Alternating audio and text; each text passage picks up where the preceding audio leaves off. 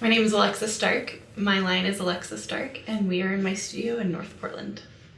So the piece I'm making for the exhibit is based off of the sort of the more futurist style of Italian fashion. I was looking at sort of the shape and the movements, and I was thinking also about the lifestyle of Italians and how they are really fluid. They wanted to kind of create this lifestyle of like, we're free and beautiful and we're fun and exciting and we like to go with the flow.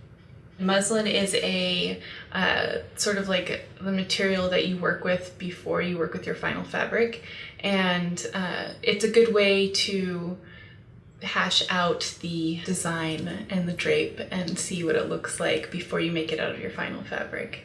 And I have certain materials that I know I'm always going to work with: denim, silk, cotton, and wool.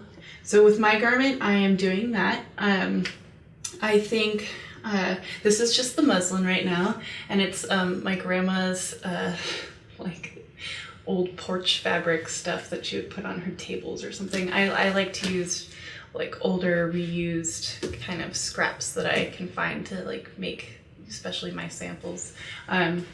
And cuts down on costs, and it's also just kind of fun and exciting to make things especially out of things that people give me. The final fabric is denim, and I like to use denim. I think it's a very progressive material.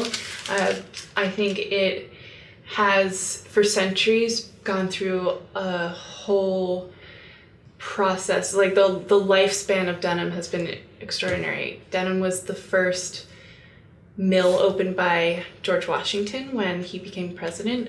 It's known as a very American material, and it's just like a super fabric to me. Denim has kind of always had this way of transforming with its wear. You start with your jeans, and then they start to rip, and you either patch them up or you cut them off into shorts, and it's kind of one of these materials that can keep going. I don't really do mood boards, and I don't tend to sketch a lot. If I do, it's like on a napkin. It's not like I sit down and I'm like, I'm going to sketch up my design. I sort of break down what that feels like or means to me, and I turn it into a concept.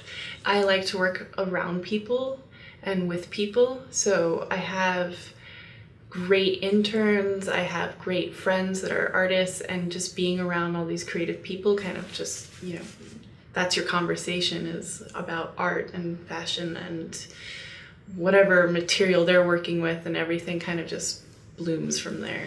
Fashion's tricky because it's been such a long-standing art form, and the body, though everyone has different bodies, it's pretty much the same shape every time.